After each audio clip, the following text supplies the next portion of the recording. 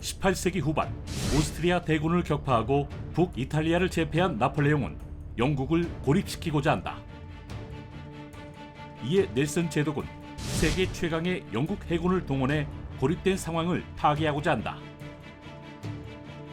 반면 나폴레옹은 영국 본토를 직접 공격하는 것이 아닌 이집트를 통해 인도로 향하고자 하고, 이 소식을 접한 넬슨 제독은 이집트 알렉산드리아를 향해 전속력으로 질주하게 된다.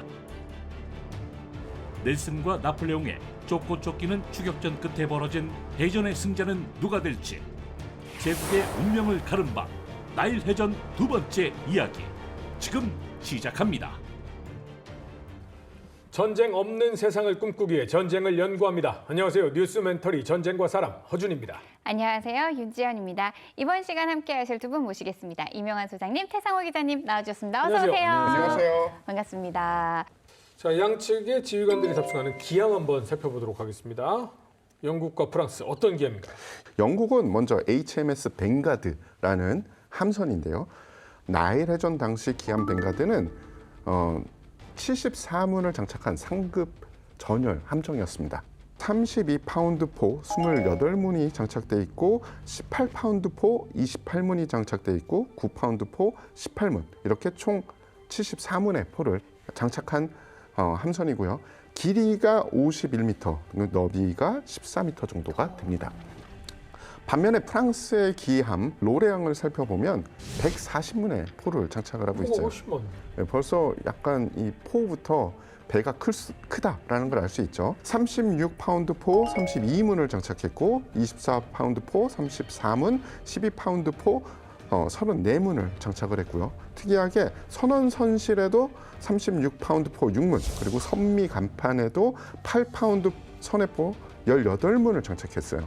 그러니까 이 포는 좌우 현측에서도 사격이 가능하고, 그리고 앞과 뒤에서도 부분적인 교전이 가능한 배다라고 볼 수가 있습니다. 오, 절대 뒤처지지가 않는데요? 그렇죠. 예, 일단은 뭐 아까 말씀드렸듯이 이때 당시에는 포가 많다라는 것은 공격력도 우수하고 방어력도 우수하다. 로리앙의 길이는 65m, 넓이가 16m 정도 됐고 홀수가 8m였습니다. 이 이후에 전열 전함을 증기 전열 전함으로 개조한 그런 대형 전함이 나오기 전에는 세계에서 제일 큰 전투 함선이었습니다. 그럼 다시 이제 전투로 돌아와서 이미 지금 애매하게 영국이 빨리 가는 바람에 뒤로 갔고, 프랑스는 지금 이집트에 도착을 했습니다. 도착했으니까 상륙을 해야죠. 네. 내리는 것도 금방 안 되거든요. 그러니까 당연히 일단 수송선, 보급선이 먼저 가고 함대는 항구 밖에서 경호를 했겠죠. 네. 근데 어쨌든 항구 안에 다 들어갔어. 그런데 그 다음은 이제 이 함대가 또 계속 지속적으로 어물하려면 항구 안에 같이 정박해야 되잖아요. 그런데 제가 이 알렉산드리아에 가봤었는데 해안선은 굉장히 긴데 이게 지금 이렇게 어떻게 보면 침수되는 땅이에요. 네. 그래서 옛날 고대 알렉산드리아 수도가 지금 바닷속에 있잖아요. 그 알렉산드리아 도서관도 지금 복원한 게 있는데 그 자리가 아니고 바닷속일 가능성이 높아요. 그러니까 다시 말하면 수심이 완만하다는 거죠. 네. 그리고 그게 뒤가 나일강 아닙니까? 사하라 사막에서 모래를 갖고 오는 데 아니에요. 이게 계속 토사가 나와요. 그러니까 고대 알렉산드리아 수도가 물속에 있다고요. 그러니 한국은 얼마나 낫겠어요. 근데 전열함들이 이제 들어올래니까 너무 이제 바다가 얕은 거죠. 네. 그런데 여기 이제 두 가지 방법. 그러면 이제 대안이 뭐냐면 고대 불가사의 중에 하나가 왜 파로스 등대라고 있잖아요. 거기 알렉산드리아에 있던 데거든요. 거기가 지금 요렇게 지금도 가보시면 이렇게 방파제처럼 생긴 데 끝에 있어요. 근데 거기를 15세기에 그 파로스 등대 무너진 잔재를 가지고 카이트 베이라는 성을 쌓았습니다. 거기 지금도 갈 수 있는데 이게 작은 망대가 아니고 지하까지 있어가지고 굉장히 튼튼한 요새예요. 제가 봐서는 전열함 대포 가지고 당시 그 대포 가지고는 파괴할 수 없는 그런 요새예요. 야, 이거 영국 애들이 오면은 우리가 항구 안쪽에 있으면 대포도 내려놔야 되고, 그리고 영국 애들이 바깥에서 봉쇄하면은 우리는 못 나간다. 해안포대가 막아는 줄 텐데 봉쇄하면 우린 집에 못 가잖아. 이런 생각을 하게 됐던 것 같아요. 그럼 그냥 바다에 있자가 결론 되나요? 아니 딴 데로 가자. 어디가? 그러니까 나폴레옹이 들으니까 얼마나 화났겠어. 아니 그럼 니네가 가버리면 여기 애들은 어떡하란 말이야. 그래서 나폴레옹이 있어라. 여기를 지켜라 그랬는데 해군이 또 육군만 안 듣습니다. 그건 뭐 예나 지금이나 똑같아요. 그건 네 생각이고. 그렇죠. 그러니까 나폴레옹도 젊었잖아. 네. 그리고 나폴레옹 나중에 보면 해군 전략에 별로 개입을 안 하더라고요. 뭐 제독이 간다니까 여기 있어라고는 못하니까 가면 안 된다. 그 정도. 그랬더니 해군 제독이 야 이거 어떡하지 하다가 동쪽에 뿔처럼 튀어나온 데가 있어요. 저쪽에 가서 기대자. 그곳에 가서 뿔처럼 튀어나온 데에 있고 그러면 거기에 포대가 있어서 우리를 엄호해 줄 수 있다. 그리고 거기가 수십 년 깊어요. 그러니까 글로 가자. 근데 나라면 그냥 그거보다 카이트 베이가 훨씬 믿을 만할 것 같은데 근데 왜 그랬는지는 모르겠어요. 근데 하여간 그 봉쇄를 무서워했대요. 아무튼 그래가지고 그쪽에 가서 주둔을 하게 됩니다. 그게 여긴가요? 그게 여기죠.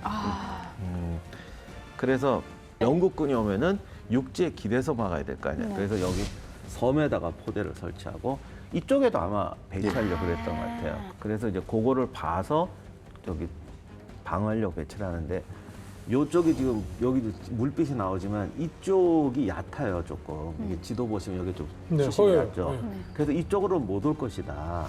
그래서 이쪽에서 온다고 생각해서 이쪽 대비해서 이렇게 배치를 한 거예요. 네. 자, 지금 지도상에 파란색 표식이 보이실 텐데 이게 프랑스 함대가 배치돼 있는 그런 형태다라고 보시면 되고 유독 큰 표식이 있죠. 이게 바로 기항인 로레앙이고요. 여기 없는 것들은 소형 함정들은 교전이 붙었을 때 보호받아야 되니까 요 안쪽, 그러니까 만 쪽에 프리기트함이 몇 척이 배치돼 있었어요. 이 바깥쪽으로 영국 함대가 들어갈 것이라고 예상하고 이런 진을 짠 거겠죠? 맞습니다. 그래서 아까 박사님께서 말씀하신 대로 담묘박, 배에서 닷을 하나씩 내리고 배와 배 사이에 줄을 연결을 해서 흔들림을 그래도 최소화했습니다.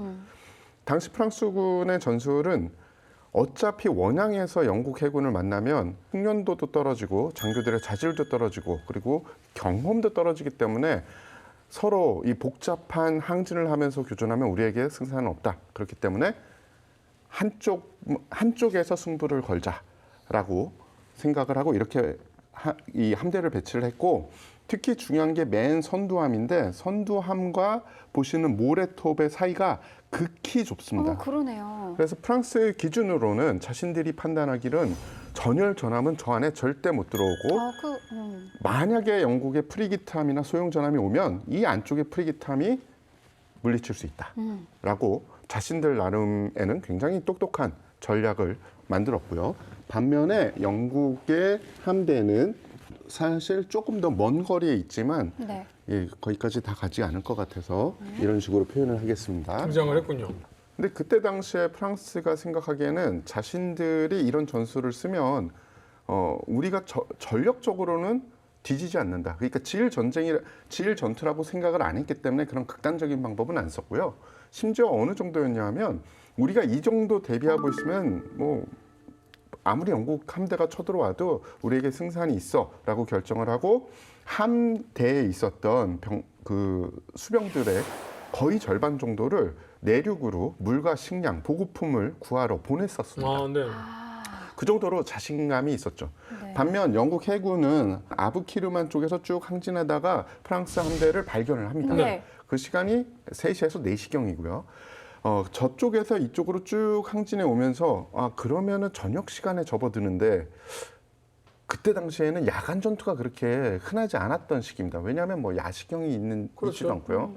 또 수심 측정기도 없고 레이더도 없던 시대니까 모래톱 인근에서 야간전을 펼친다라는 건 상당한 도박이었어요. 네. 그래서 프랑스도 영국 함대가 다가오는 걸 보고 전투는 내일 날 밝으면 개시가 되겠구나라고 생각을 했는데 웬걸 영국 함대는 계속 다가옵니다.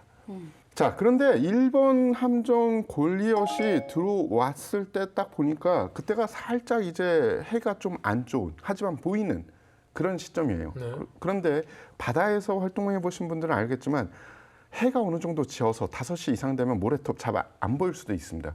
노련하지 않다면. 근데 골리엇의 함정이 딱 보니까 야 이거 파고들 수 있는데라고 생각을 합니다. 오히려. 근데 아마도 이 해전의 승패를 가린 가장 중요한 요인이 여기서 드러나는데요. 영국 해군은 프랑스 해군하고 다르게 임무 중심형 함 운영에 집중을 했어요. 즉 함장이 판단해서 내가 이게 맞는 것 같다 그러면 행해. 나머지는 우리가 제대로 그 센스 있게 다 조치를 할게. 네. 이런 게 어떻게 보면은 훈련이 잘 돼 있었죠. 일본 골리앗이 야 파고들 수 있겠는데 해서 기동을 해보니까 파고 들어갑니다. 그러니까 프랑스 기준에서는 여기는 전열 전함은 절대 들어올 수 없어라고 자기들은 생각했으나 영국의 숙련도는 그걸 뛰어넘었던 거죠. 아마 이게 그러니까 자전거 타고 나는 30cm 라인 따라갈 수 있다. 못하는 사람은 1m 필요하다. 여기서 이제 결정적으로 자기 기준으로 본 거죠. 주차장에서 빼는데 숙련도 안 되는 사람 아 이거 못 나가. 그죠. 왜 이걸 못 나가? 이렇게 네. 그것도 전속력으로 휙 나가버린 겁니다. 그랬더니 더 웃긴 게 그러면은 후드 함장이 예술적으로 좋아만 골리앗만 빠져나가면 되는데 문제는 뒤에 있는 사람들 다 그런 스타일이었던 거예요. 그래서 이번에 후드 함장이 지휘하는 젤러스, 오라이언 그리고 오데이셔스, 테세우스, 즉 기암인 벵가드 앞에 있던 선두 그룹들이 다 뚫고 들어갑니다. 근데 문제가 아까 제가 프랑스 군의 대비 태세가 지금 절로 갔다 가라고 했잖아요. 예, 그래서 프랑스군 기준으로 보면은 분명히 교전이 벌어지면은 우현 쪽에서 붙는다라고 생각을 했고 우현 쪽 대포만 다 전투 준비를 마친 상태고 자연 쪽은 준비가 안 돼 있는 상태입니다. 기암 벵가드가 쭉 들어오고요.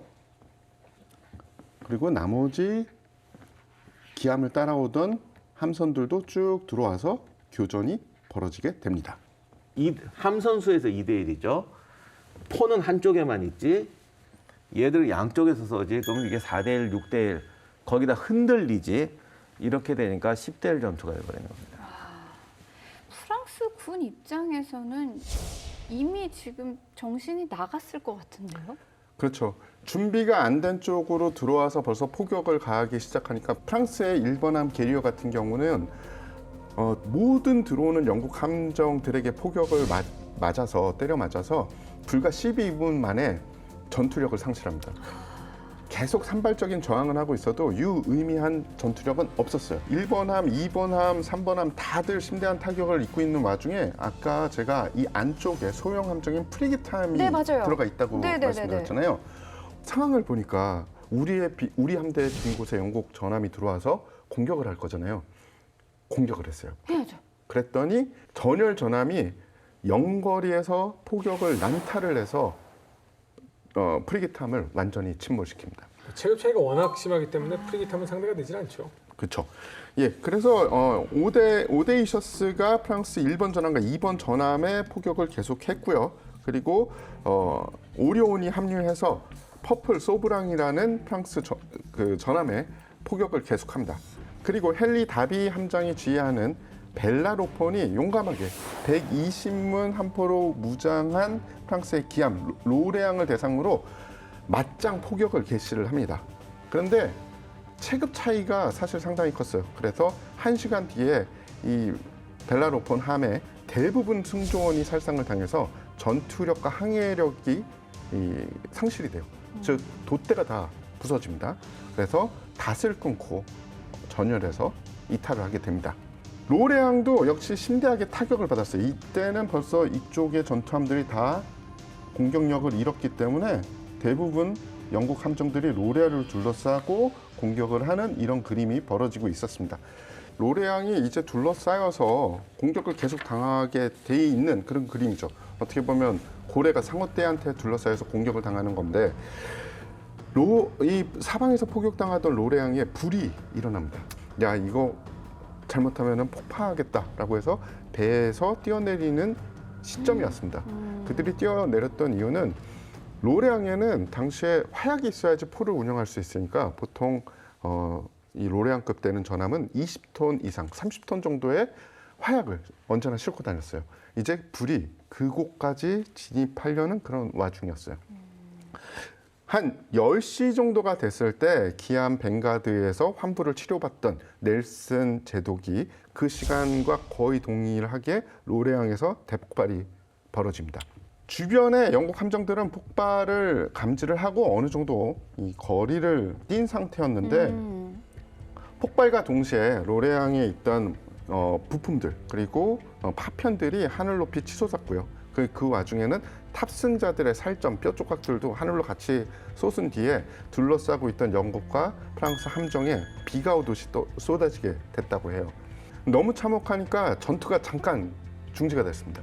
그리고 일단 그래도 적이지만 근거리에 있는 함정에서 구조 보트를 내려서 생존자들을 구조합니다.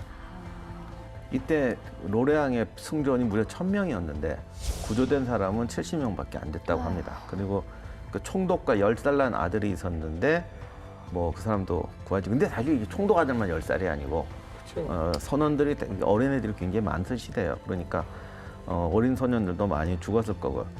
결과적으로 뒤에 있던 함선들은 이제 로프를 끊고 바다로 탈출을 하고 밤이니까 추격할 수가 없으니까 전투는 끝나게 됩니다. 이날 17척의 프랑스 전함중에서 4척이 침몰하고 9척이 영국에 납포됩니다. 그러니까 그거는 저기 상처 투성이가 돼서 못 움직이는 반파됐다는 소리고요. 전사자가 무려 5,000명, 3,100명이 포로가 됩니다. 반면에 영국 함대는 200명이 전사하고 680명이 부상했고 한 척의 전함도 침몰되지 않았습니다. 상대가 안 됐구나.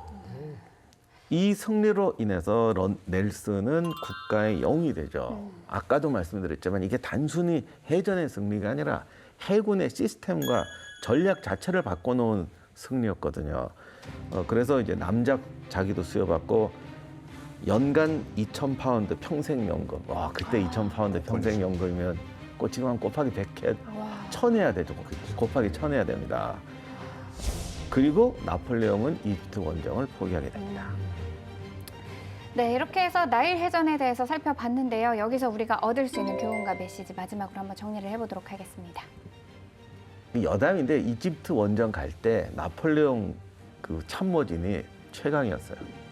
왜냐하면 이때는 전투에서 한 명도 안 죽었거든. 그 뒤로 한 명씩 죽기 시작하거든요. 이때가 최강이었는데 육지에서도 승리하는데 결국 해전 때문에 이건 제 추측이지만 이집트 총독을 포기하게 되죠. 그리고 프랑스로 도망치듯이 들어가게 됩니다. 그러니까 이게 나중에 큰 데미지가 올 수 있게 돼요. 그래서 쿠데타를 하는 것 같아요. 이때 이집트에 남겨놓은 프랑스 군대는 결국 나중에 영국군한테 다 항복하게 되는데 자기가 돌아간 직후에는 아직 그 소문이 안 났거든. 싸우고 있었고. 그래서 이제 방법은 하나밖에 없다라고 했던 것 같습니다. 이것이 나폴레옹은 패배했지만 우리가 아는 나폴레옹을 만드는 결정적인 계기가 됐고 이집트 입장에서는 오늘날 이집트를 먹여 살리는 관광 자원을 프랑스가 다 주고 갔고 영국도 대형 박물관에서 제일 인기 있는 이집트관은 프랑스 거 다 털어가지고 이게 참 이상하게 셋이서 그럭저럭 나눠 먹었어요. 역사는 이런 거 참. 저희 관점으로 보면 나일 해전이 우리에게 주는 교훈도 상당한 것 같아요. 우리는 강력한 육군은 보유하고 있습니다. 해군도 강력하죠. 해군 역시 강력한데 근데 우리의 지금 위치, 국제적인 위치로 보면 과연 우리에게 필수적인 공급망을 유지를 할 수 있을까? 그리고 지금 패권 경쟁을 하잖아요. 패권 경쟁을 하는 데 있어서 강력한 해군력은 어떻게 보면 필수 요건입니다. 최근에 천조국이라고 불리는 미국조차 함정 노후화 문제가 심각해요. 그래서 한국의 MRO 사업을 제시를 해서 한국이 점점 미국계 최신형 함정의 유지 보수 그리고 지원을 하는 그런 계약을 따오고 있죠. 그 점은 우리에게 되게 좋은 점인데 기왕이면 신규 전투함까지 우리가 건조를 해서 미국에다가 납품할 수 있으면 참 좋은데 여기에 문제가 있습니다. 왜냐하면 해외 신규 전투함 건조에 대해서 규제가 있어요. 이 규제를 풀면 돼요. 풀면 우리가 충분히 최신의 제일 좋은 전투함을 미군에 납품할 수 있는데 이것은 제가 보기에는 정상회담에서 국가 정상들끼리 풀어야 될 그런 문제가 아닌가 싶습니다. 주기만 하면 대한민국 조수는 전 세계 넘버원이니까요. 기대하도록 하겠습니다. 다음 시간에는 조금 더 흥미로운 주제를 가지고 돌아오도록 하겠습니다. 시청해주신 여러분 감사합니다.